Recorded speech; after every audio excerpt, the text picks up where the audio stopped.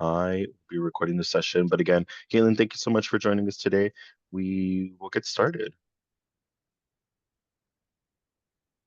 All right, so for today's agenda, we will go a little quick overview about Cal State LA as a whole, and then we'll talk about the ins and outs of the College of Professional and Global Education, or AKA Cal State LA Downtown.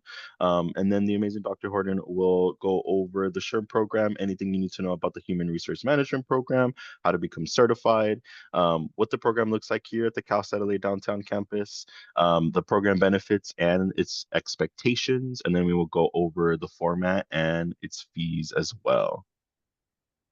But like I mentioned, we're going to go over Cal State LA as a whole. So we have been one of the largest public universities in the LA area since 1947, and we really just have been an educational leader since.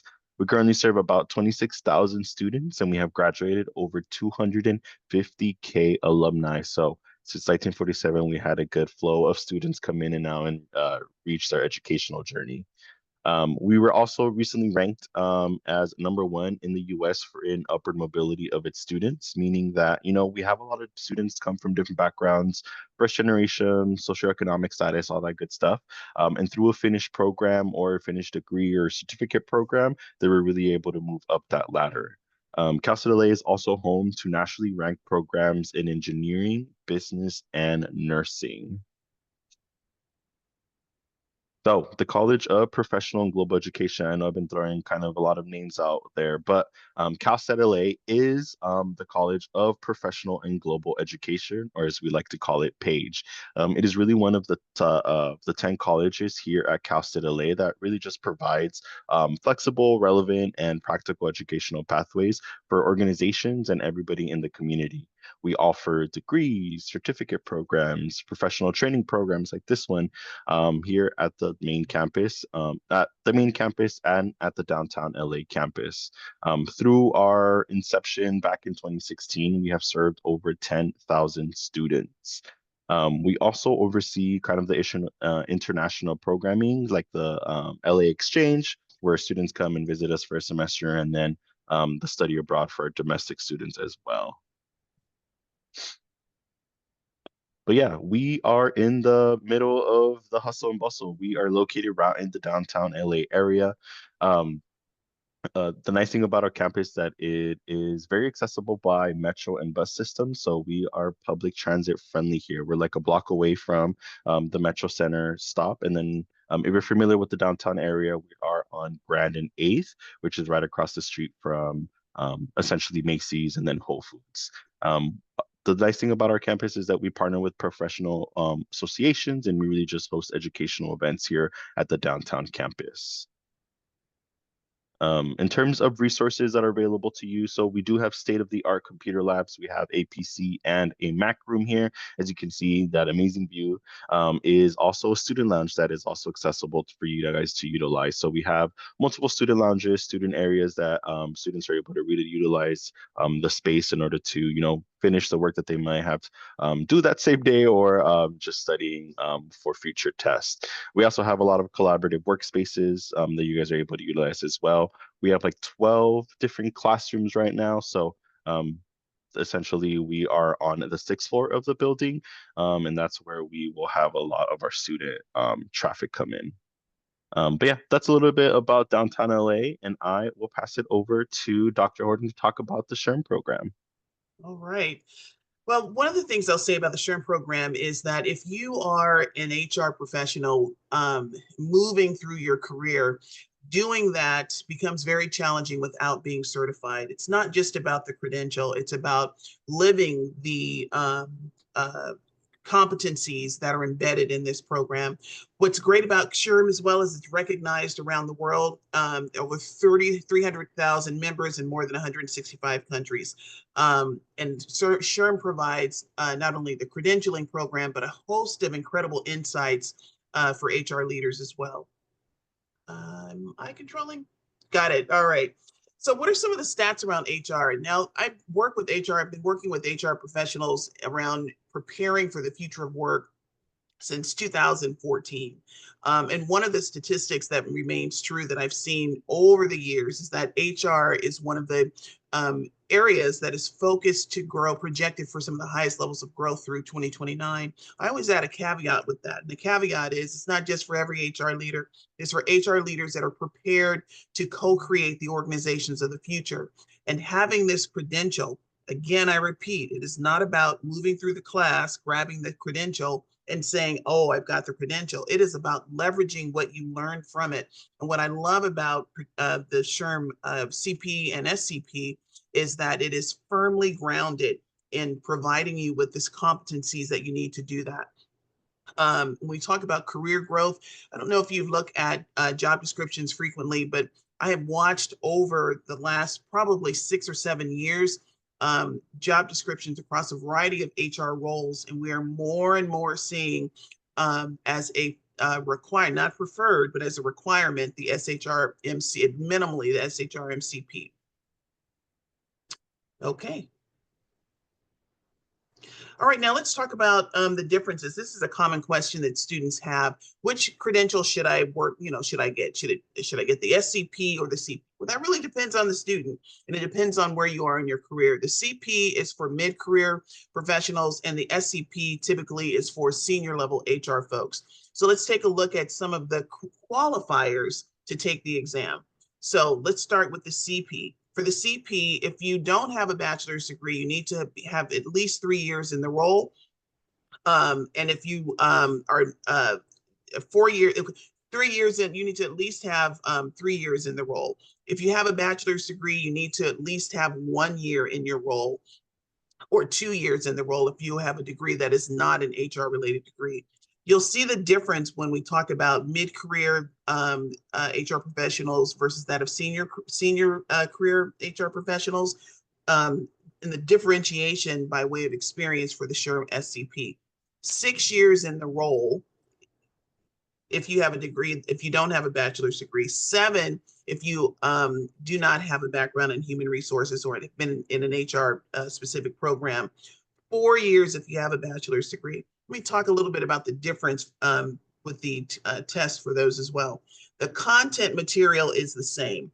So I will have folks, I've been teaching this course for years. I'll have folks that are working towards the SCP and the CP in the same course. The content is the same. The testing is different, and the behavioral based competencies and situational judgment, they're kind of like complex word problems, are very different on the SCP versus that of the CP.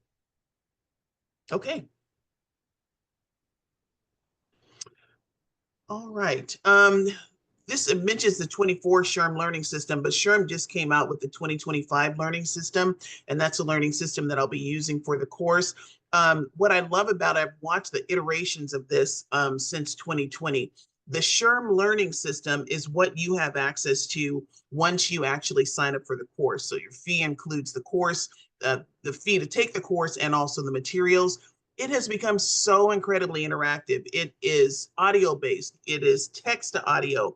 It's got a host of other resources, quizzes, exams, and a lot of case studies and information that makes it a lot easier for students to be able to immerse themselves in the content in addition to what you get in the course. Let's see, you've got more than 1,500 practice questions, flashcards, videos, you have a practice exam for every competency area. So we cover a host of areas. Let me pull up my sheet. There are a lot, I can't remember them offhand. I'll share those with you. We talk about the SHRM body of applied skills and knowledge. That's the BASK. The acronym is for that is BASK. It covers areas like leadership and navigation, ethical practice, communication, inclusion and diversity, relationship management, a global mindset, business acumen, consultation, and analytical aptitude.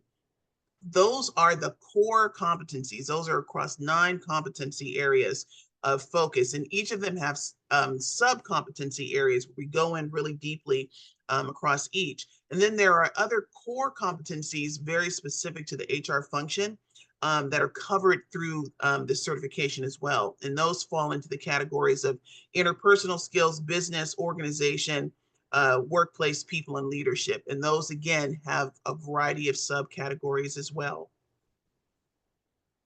Okay. All right. So, what are some of the benefits? I've had my SHRM credential since 2014. The benefits are that one, the primary benefit is that you have a credential that is recognized globally, and it is your badge of honor. And I always like to say your badge of proof that you are grounded in the core competencies needed in today's environment for HR professionals. The program in and of itself is convenient. So we've got our classroom experience together. We meet on Wednesdays and Fridays from 6 to 9. Got that. I always match students up. One of the approaches that I take to the class is we spend our time together for those 3 hours moving through the material, and it's a very interactive approach. We're doing quizzes together, solving problems. I'm introducing the latest content that aligns in the latest trends that are happening in HR that are aligned with those competency areas. And then you also have to do some studying yourself, and that can be challenging. And so I partner students up so that you have an accountability partner. And I also encourage that after the course. And so I want you to look at the course as your introduction to this new language. Even if you've been working in HR for years, this is a new methodology and a new model and a new framework that is developed by SHRM. So you are learning new approaches and new perspectives on sometimes some of the work that you do.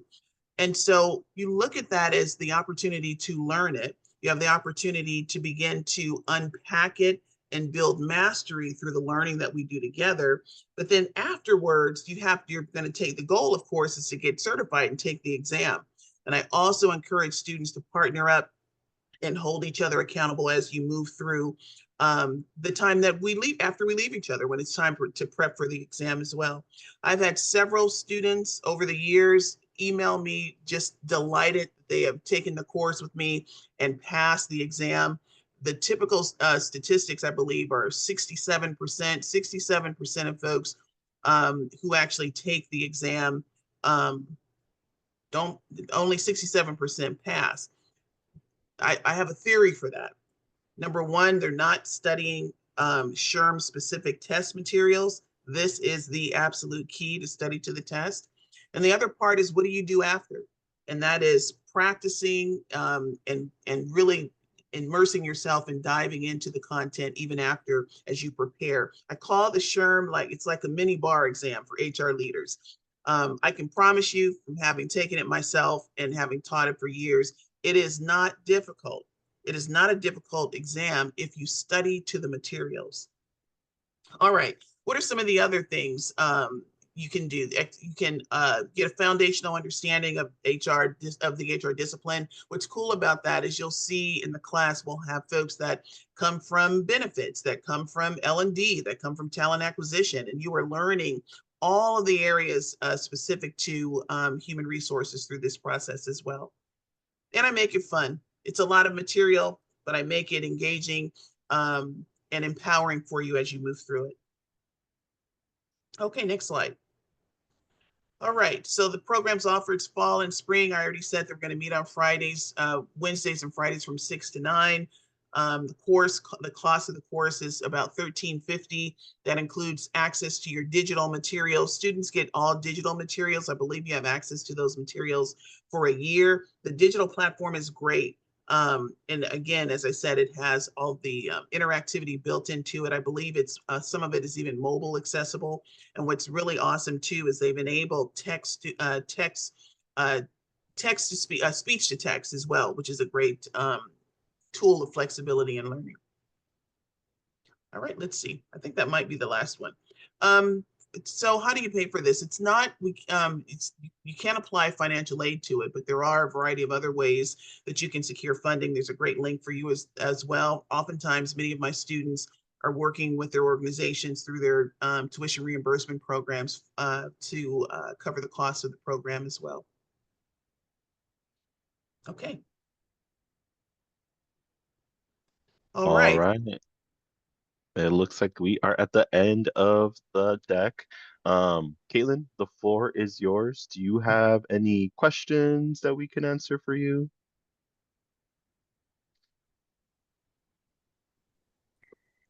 Hey guys, no, thank you for going through everything.